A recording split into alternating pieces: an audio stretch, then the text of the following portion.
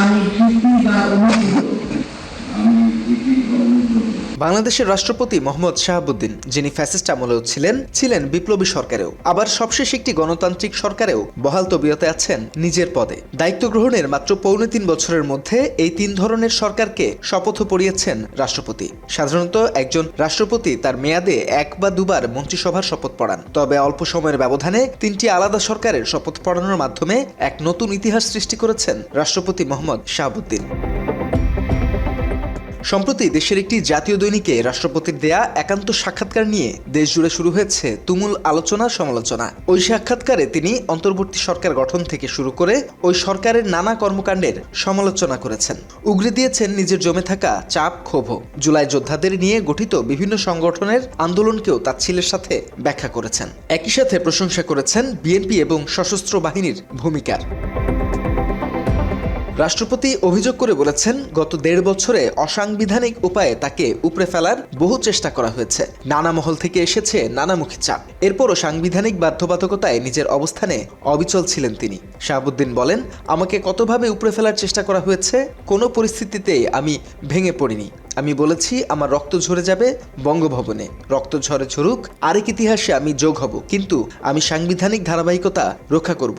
আমি এই সিদ্ধান্তেই অবিচল ছিলাম। আল্লাহর ইচ্ছা আর আমার দৃঢ়তা, যে কারণে কোনো ষড়যন্ত্রই সফল হয়নি। বিশেষ করে অসাংবিধানিক উপায়ে রাষ্ট্রপতিকে উপড়ে ফেলার অসংখ্য ছক ব্যর্থ হয়েছে। অন্তর্বর্তী সরকারের ভেতর থেকে রাষ্ট্রপতি অপসারণের উদ্যোগ কেন নেওয়া হয়েছিল আর কারা এর ইন্ধন জুগিয়েছিল, এমন প্রশ্নেরও খোলামেলা জবাব দিয়েছেন শাহাবুদ্দিন। তিনি বলেন, মূলত গণ অভ্যুত্থানের কিছু নেতার চাপে আমাকে অপসারণের উদ্যোগ নেওয়া হয়। এই বিষয়ে রাজনৈতিক দলগুলো নিজেদের মধ্যে দীর্ঘ আলাপ আলোচনা করে একটি সিদ্ধান্তে আসে। এমনকি অন্তর্বর্তী সরকারও একটি সিদ্ধান্তে এসেছিল।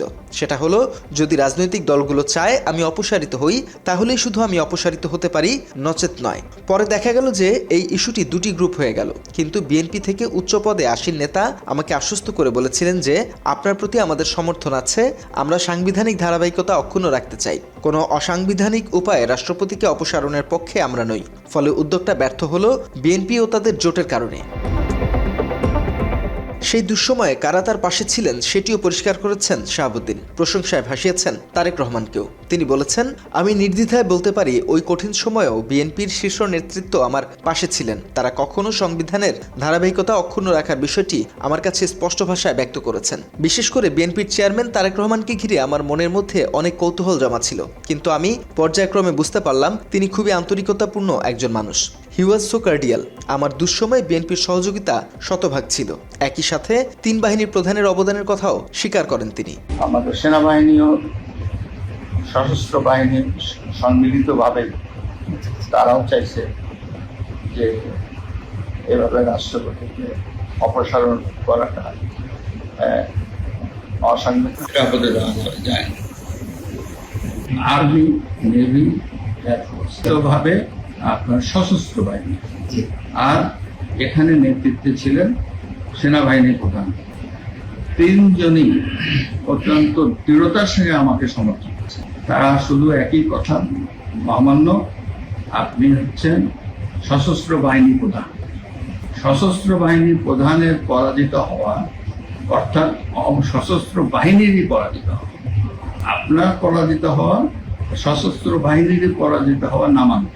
এটা আমরা যে কোনো মূল্যে রোধ করি। বিভিন্ন সময় আমার কাছে আসছেন, আমাকে মনোবল জুড়েছেন, এমনকি সরকার অন্তর্বর্তীকালীন সরকার প্রধানকে কেউ ওনারা এই ব্যাপারে তাদের অভিমতটি ব্যক্ত করেছে। এই ধরনের এটাকে আমরা উৎসাহ দেই না বা আমরা মাত্র 30% টাকায় জমির মালিক হয়ে নতুন বাংলাদেশের গড়ে তোলার স্বপ্ন দেখা বাংলা বসতি।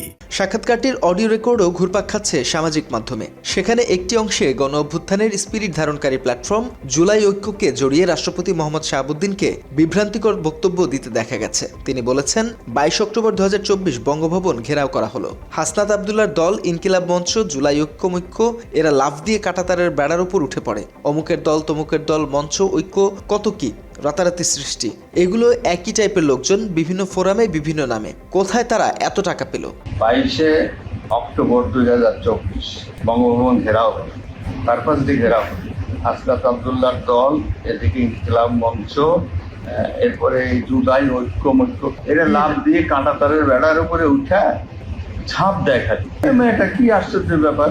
তারপরে যখন সাউন্ড গ্রেনেড মারা হলো, লাভ দিয়ে পড়ার পর সব ডাকতেছে ক্যামেরাম্যানকে, ছবি তোলো, মানে এটা সে ব্ল্যাকমেল করবে।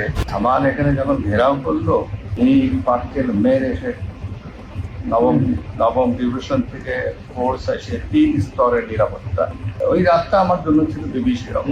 ফ্লাইওভার, এই ফ্লাইওভার দিয়ে ওই পিছনে এইদিকে খালি ঠেলা গাড়ি, উপর থেকে সব এগুলা করে ঠেলা গাড়ি, ভ্যান, কাভার ভ্যান দিয়ে এই চারদিকে এই ছিন্নমূল লোকজন এসে তারা নিয়ে আসছে। গণভবন যেভাবে লুট হয়েছে, বঙ্গভবনে লুট করবো, বঙ্গভবন থেকে সব জিনিসপত্র নিয়ে এগুলা দিয়ে আমরা চলে যাবো। এরই মধ্যে এই বক্তব্যের প্রতিবাদ জানিয়েছে জুলাই ঐক্য। তাদের নাম ঘিরে যে মিথ্যাচার হয়েছে সেটি তুলে ধরেছেন ওই প্রতিবাদ লিপিতে। সংগঠনটি দাবি করেছে রাষ্ট্রপতি পদত্যাগ আন্দোলনের সময় জন্মই হয়নি জুলাই ঐক্যের। তারা বলছে, কালের কণ্ঠের সংশ্লিষ্ট সাংবাদিক রাষ্ট্রপতির এ বক্তব্য যথাযথ প্রেক্ষাপট ব্যতিরেকে প্রকাশ করেছে। এর মাধ্যমে জুলাই ঐক্যকে বিভ্রান্তিকরভাবে উপস্থাপনের একটি অপচেষ্টা পরিলক্ষিত হয়েছে। অবিলম্বে কালের কণ্ঠের ফেসবুক পেজ, ইউটিউব সহ যেসব মাধ্যমে জুলাই ঐক্যকে জড়িয়ে বিভ্রান্তিকর সংবাদ প্রকাশ করা হয়েছে তা প্রত্যাহার করে দুঃখ প্রকাশের আহ্বান জানানো হচ্ছে। অন্যথায় কালের কণ্ঠ পত্রিকার বিরুদ্ধে আইনগত ব্যবস্থা গ্রহণ করা হবে।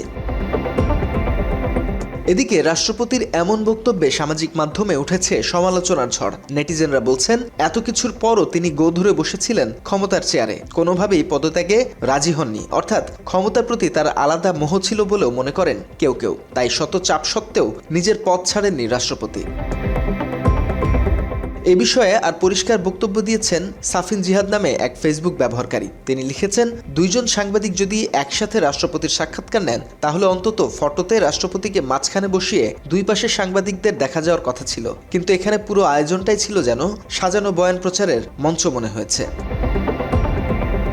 মোহাম্মদ শাহাবুদ্দিন এখন বলছেন তিনি নাকি 1.5 বছর প্রাসাদবন্দী ছিলেন, ঝড় গেছে তার উপর দিয়ে, অপসারণের ষড়যন্ত্র হয়েছে। এর আগে ক্ষমতাচ্যুত প্রধানমন্ত্রী শেখ হাসিনার পদত্যাগ নিয়ে রাষ্ট্রপতি মোহাম্মদ শাহাবুদ্দিন মিথ্যাচারও করেছেন।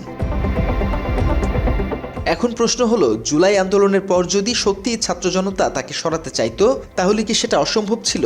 বাস্তবতা হলো, রাজনৈতিক হিসাব নিকাশের জন্যই তিনি টিকেছিলেন, ব্যক্তিগত বীরত্বে নয়। একসময় তিনি শেখ হাসিনা সরকারের প্রশংসায় পঞ্চমুখ ছিলেন। এখন সাক্ষাৎকার জুড়ে তারেক রহমানের প্রতি কৃতজ্ঞতার বন্যা। মাঝখানে যদি সুযোগ পেতেন, মোহাম্মদ ইউনূসের প্রতিও হয়তো একই সুর শোনা যেত।